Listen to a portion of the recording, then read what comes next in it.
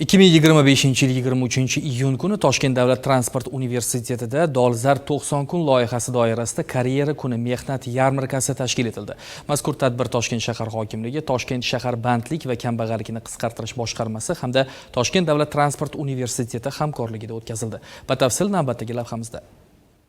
Tadbirning asosiy maqsadi bitiruvchi yoshlar uchun ishga joylashish imkoniyatlarini kengaytirish, yirik ish beruvchilar bilan to'g'ridan-to'g'ri muloqot maydonini yaratish va ularga real bandlik yo'llarini taklif etishdan iborat bo'ldi. Karyera kunida 100 dan ortiq turli xil korxona va tashkilotlar yoshlarimiz uchun, bitiruvchilarimiz uchun bo'sh ish o'rinlari vakansiyalarini taqdim etishmoqda. Shu bilan birgalikda Dolzarb 90 kun dasturi doirasida 1-3 kurs talabalarimiz uchun yozda bo'sh vaqtlarini mazmunli tashkil etish hamda o'zlarini shu ish bilan band qilish maqsadida vaqtinchalik ish o'rinlari ham yoshlarimizga, shu bilan birgalikda maktab bitiruvchilariga ham taqdim etilmoqda.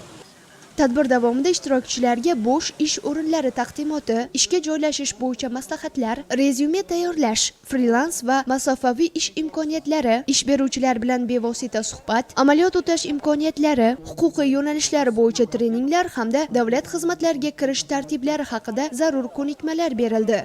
Universitet bilan ham doimiy aloqa o'rnatilgan, yosh kadrlar ishni boshlashda juda yaxshi tajriba maktab hisoblanadi inspeksiya.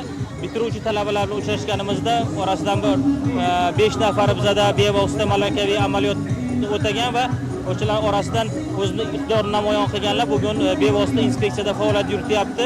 Bugungi yoshlar orasidan ham iqtidorlarni albatta keyinchalik o'z faoliyatini bizning inspeksiya davom ettirish imkoniyati paydo bo'ladi. Karyera kuni mehnat yarmarkasi bitiruvchi yoshlarga mamlakatdagi yirik korxonalar eshiklarini ochib, ularni ish beruvchilar bilan yuzma-yuz uchrashtirgan, real ish imkoniyatlariga yo'l ochgan muhim platforma bo'lib xizmat qildi. Dinora Rahimova, Sirojiddin Husanov, yoshlar.